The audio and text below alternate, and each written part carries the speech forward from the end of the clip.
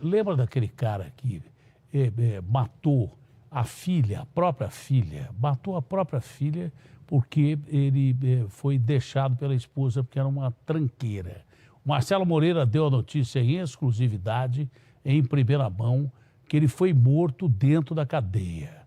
Ele morreu dentro da cadeia, esse desgraçado desse monstro que matou a própria filha para ferir a mãe. Ele enforcou a filha e depois mandou colocar fogo ou botou fogo. O que é a cadeia? A cadeia é a lei do cão, meu amigo.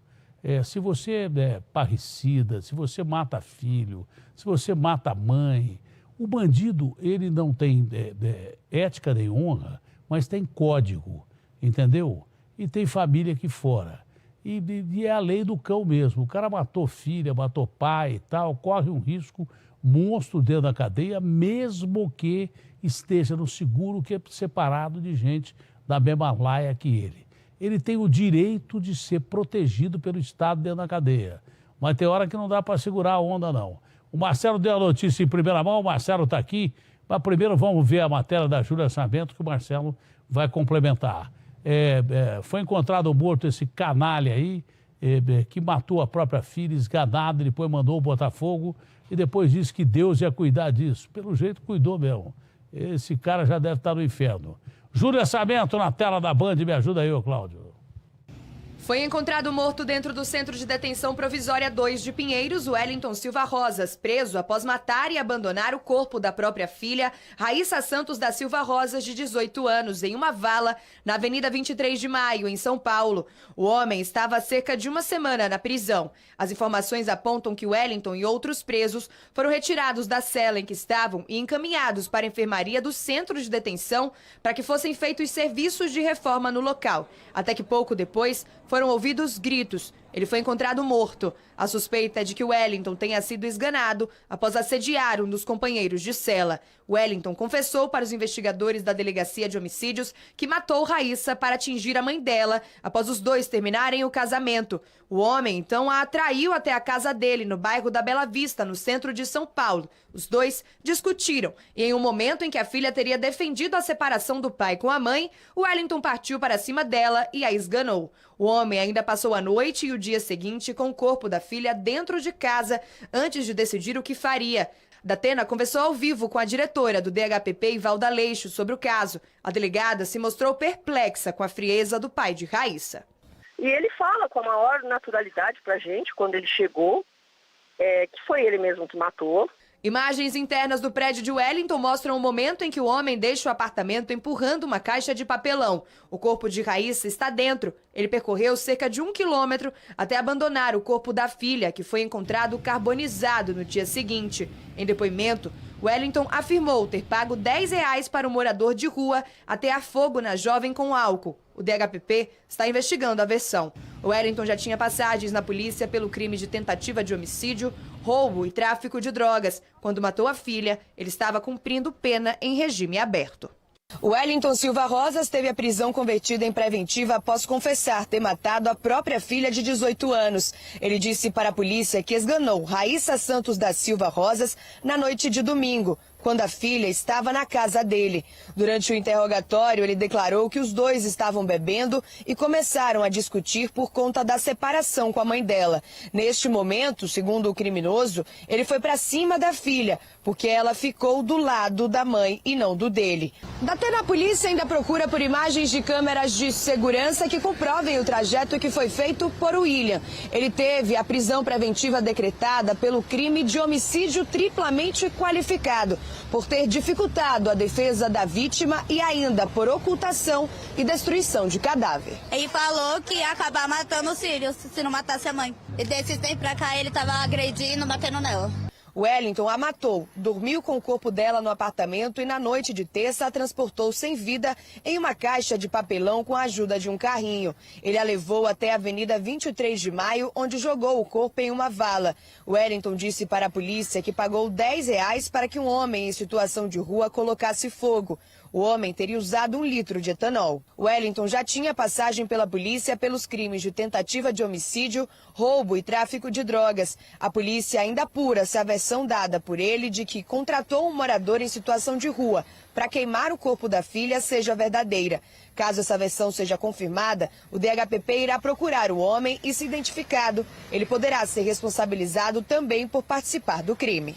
Olha, ele foi procurado, foi encontrado, ele foi denunciado, ele confessou e ele não teria sido, segundo a nossa reportagem, morto na cadeia, não. O Marcelo Moreira dá mais detalhes aí, que ele foi morto mesmo dentro da cadeia. Então, se quiser copiar a gente aqui, copia direito. Porque para copiar errado, não. Dá a informação correta aí, Marcelo.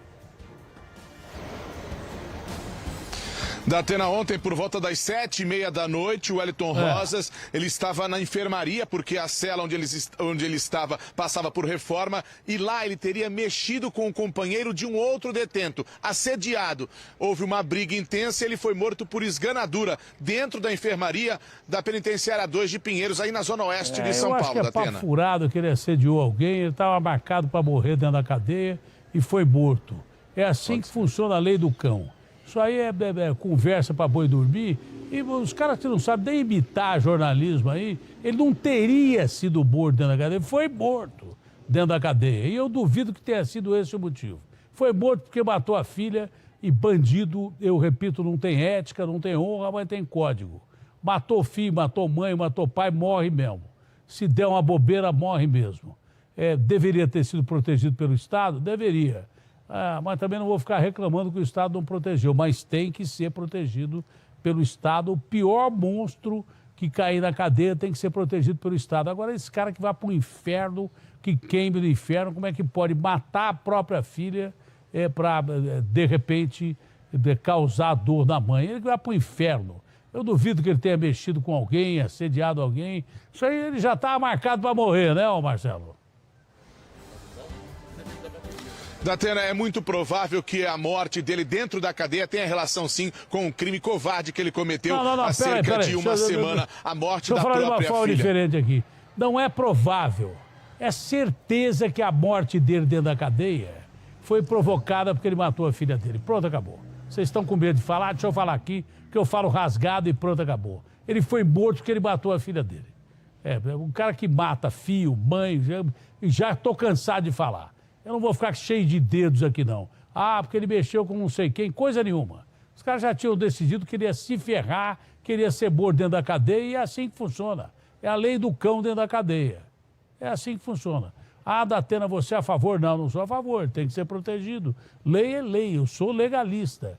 Agora, que o mundo real é diferente do mundo que as pessoas imaginam que existe, não é. O Marcelo está tomando cuidado para não receber processo. Ele foi morto porque matou a filha. Pronto, acabou. Estava que nem tribunal do crime. Estava decretada a morte dele. Como aqueles caras que mataram o pequeno Brian, e aí, de repente, o cara foi para o seguro e foi jurado de morte pelo PCC. Aquele boliviano, coitadinho, que ele estava com um dinheirinho lá para fazer a festinha dele, aí, de repente, ele começou a chorar quando assaltaram a casa dele, e a mãe pegou ele no colo, o cara falou assim, eu vou matar esse lixo, e matou um tal de Diego e a quadrilha dele. Todos morreram assassinados pelo crime organizado, inclusive 2 que estavam dentro do seguro e foram mortos envenenados. Prejuízo ao PCC, mais de 70 milhões de reais em droga apreendidos. O próprio Marcelo está aí para dizer qual é. Me ajuda aí, ô Claudinho, vai para a tela com o Vando. Uma caminhonete a serviço do tráfico internacional de drogas, 600 quilos de maconha. Eram tantos tabletes espalhados pelo veículo que era difícil até visualizar o motorista dentro da cabine. O acusado fugiu de um cerco policial na fronteira entre o Paraguai, produtor da droga, e o Brasil. A caminhonete roubada em São Paulo tinha acabado de deixar Pedro Juan Cavalheiro e foi vista numa cidade do interior sul-mato-grossense. Datena, o motorista fugiu do cerco e só parou quilômetros à frente depois de uma intensa perseguição. Ele abandonou a picape com a droga na área rural e escapou dos policiais policiais militares. Na caminhonete, além dos tijolos de maconha, os PMs apreenderam 12 quilos de skunk e 200 gramas de haxixe, as conhecidas super maconhas. Só nos 3 primeiros meses deste ano, segundo este comandante da Divisão de Fronteira da Polícia Militar do Mato Grosso do Sul, as apreensões aumentaram muito, principalmente de drogas. O veículo furtado roubado no estado de São Paulo, ele vem até a fronteira, ele pode ser tanto trocado por droga, como também sendo o veículo que vai transportar esse entorpecente de volta para o estado de São Paulo, Rio de Janeiro e demais estados do nosso país. As apreensões na fronteira não param e só crescem a cada ano. As drogas, por exemplo, tiveram um aumento de 340% em relação ao primeiro trimestre do ano passado e um prejuízo de quase 70 milhões de reais aos cofres do crime organizado. A apreensão de veículos cresceu 140% e as prisões de traficantes na fronteira também tiveram um acréscimo, 48%. Esta semana, uma operação da Polícia Federal Brasileira, em conjunto com a Secretaria Nacional Antidrogas do Paraguai, destruiu 9 toneladas de maconha. A droga estava numa fazenda do tráfico, no país vizinho, segundo a investigação de propriedade do PCC, que nos últimos anos passou a não depender de atravessadores para produzir e trazer maconha e cocaína para o Brasil. Neste caso, não fosse incinerada, a droga chegaria ao território nacional muito em breve. Espera aqui, deixa eu ajudar mais um pouquinho aí, já que querem imitar. Ô Marcelo Moreira, o pai não foi morto hoje, ele foi morto ontem dentro da cadeia. Ele não teria sido, ele foi e não foi morto hoje, agora. Ele foi morto ontem, não é isso, Marcelo Moreira? Quem sabe a gente contribua aí para melhorar a qualidade da imprensa, hein, Marcelo, ou não? Foi morto ontem, não foi? Vamos ajudar com informação. Foi morto ontem, não foi ontem? Datena, foi ontem, 7 horas da noite, na troca de turno dos agentes penitenciários. Ele não teria nem sido morto que ele foi, e nem foi morto agora. Ele foi morto ontem, às 7 horas. Eles estão atrasados aí, quase 24 horas. Obrigado ao Marcelo Moreira por essa explicação. Você podia dar aula na FAAP sobre jornalismo, Marcelo Moreira. Planos do PC. E aí, você mesmo que está assistindo essa notícia, você gostou do vídeo? Comenta aqui nos comentários, dá o like e se inscreva aí no nosso canal que tem vídeo todo dia sobre notícia. E é isso aí.